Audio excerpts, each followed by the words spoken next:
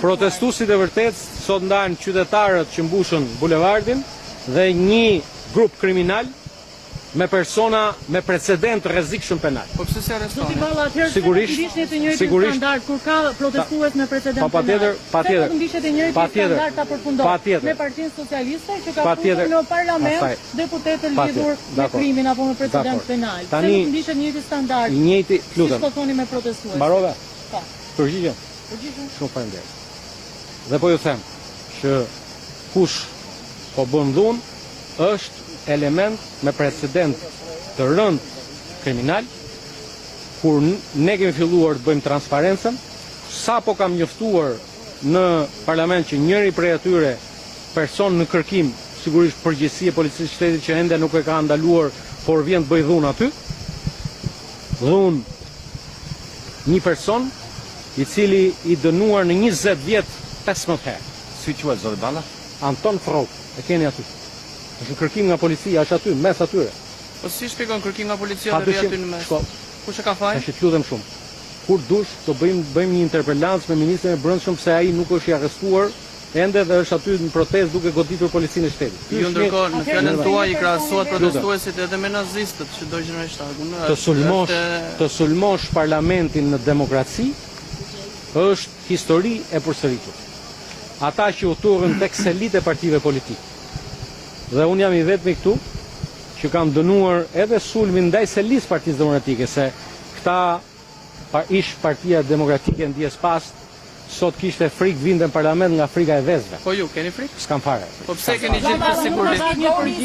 Nuk identifikoni ju protestuesit me cilët do dialogoni dhe për cilët do pak të herët dhe po dhe në përdor. Se më bëri një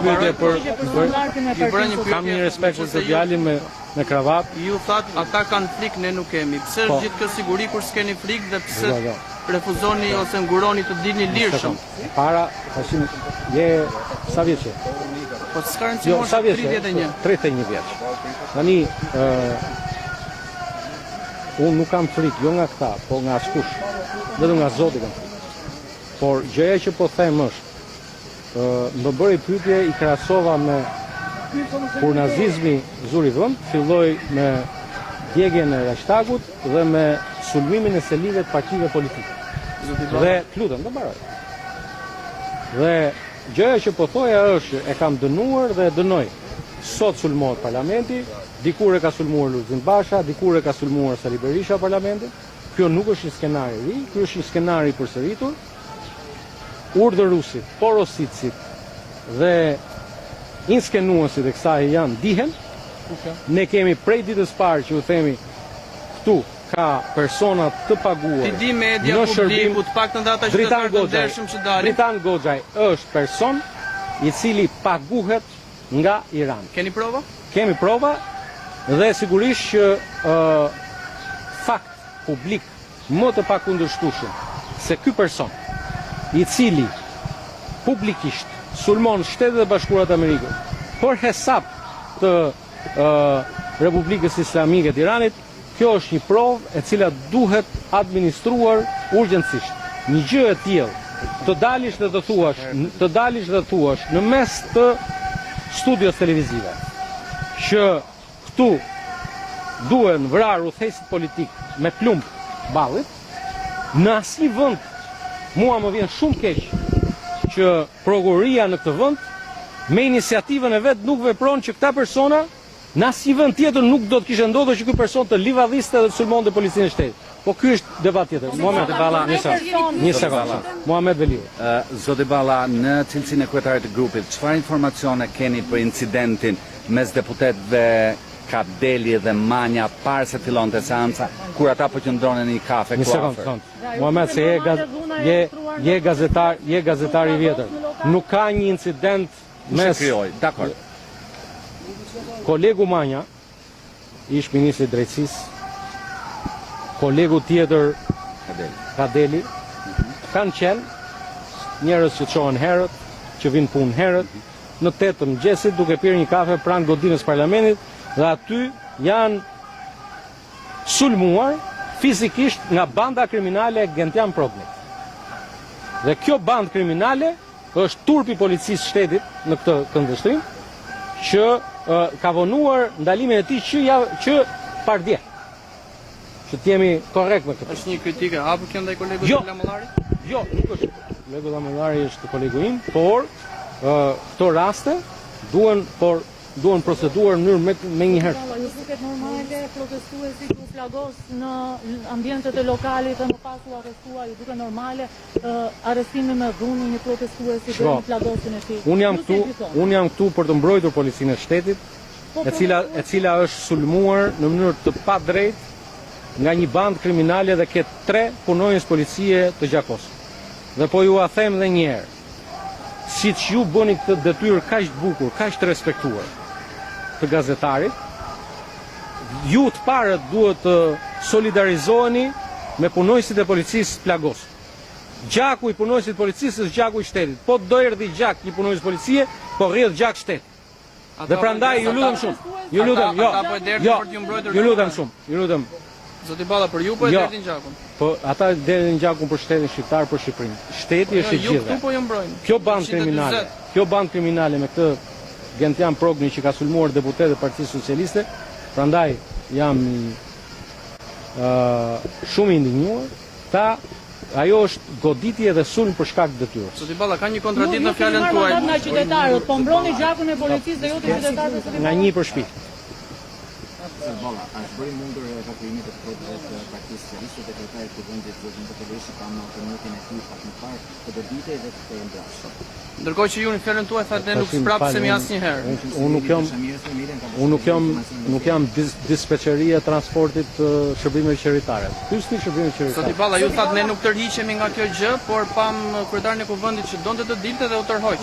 Pra jeni pak kontradiktor. Këtë nuk e dimi se ishte një taktikë zgjedhur nga garda se Zoti Belishi unë po ju them edhe një herë, ju gazetarët, publiku që na ndjek, duhet të jetë në radhë parë i shqetësuar për goditjen me gur në kokë të punonjësve të policisë shtetit. Dhe të gjithë e din, nuk ka asnjë vend të botës, unë nuk di një vend të botës që pasi goditen punonjësit e policisë, pasi goditen deputetët teksa shkojnë të ushtrojnë mandatin e tyre kushtetues demokratik në Parlamentin e Shqipërisë, policia të mos reagojë me ndalime persone. Në momentin që personi gjatë ndalimit nuk pranon të dorëzohet për shoqërimin, natyrisht që policia është e detyruar ta shoqërojë atë më fort. E mbështes policinë e shtetit. Kam pasur nderin të punoj me ta dhe policia e shtetit ka gjithë mbështetjen time. Zoti Balla, edhe një herë lutem se ju pyeta disa herë por nuk mora një përgjigje. Në një kohë kur ju keni këtë mendim për proteste. Ti mos thuaj që s'mora përgjigje, thuaj s'm pëlqeu përgjigja. Jo, nuk mora përgjigje, pasi përgjigjet kolegu tjetër. Thuaj s'mora përgjigje gjë tjetër dhe po urdhëron. Patjetër. Në një kohë kur ju keni këtë mendim për protestën, si ka identifikuar Partia Socialiste dhe majoranca protestuesit një grup për cilën ju thoni se do të dialogoni? E konfirmuat këtu dhe konfirmuat edhe në sallën e seancave plenare. Po sepse ne jemi të gatshëm, edhe besoj që të pak ditë na ndajnë nga ai moment kur vajza dhe djem që u çuan me shqetësimin për standardet mjedisore në atë investim historik në Zvërnec, dhe të cilët sot nuk janë këtu, besoj që bien dakord që nuk janë këtu. Tu keni 100 element kriminal. Aty kishte të moshuar 7 lutem. Njëri nga këta të moshuar që duket ty për 7 vjet është ky Antoni që tashun. Që ka dhunuar parëmbrëm bashortën e vet.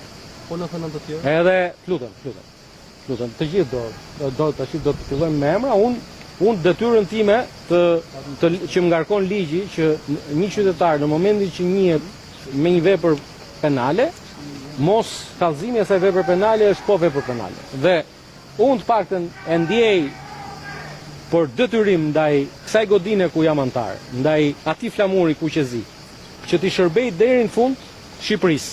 Dhe shërbimi sot më i mirë ndaj Shqipërisë është të tregosh me gisht se si shërbëtor të Iranit, se si shërbëtor të grupeve të ndryshme kriminale janë përfshirë sot në këto sulme kundër institucioneve. Zoti Balla, deputeti Duhet protestuesi shqiptar shumë shpejt do ta takoni. Jo, koha do ta sjelli këtë grup të distancuar nga dhuna tek ne.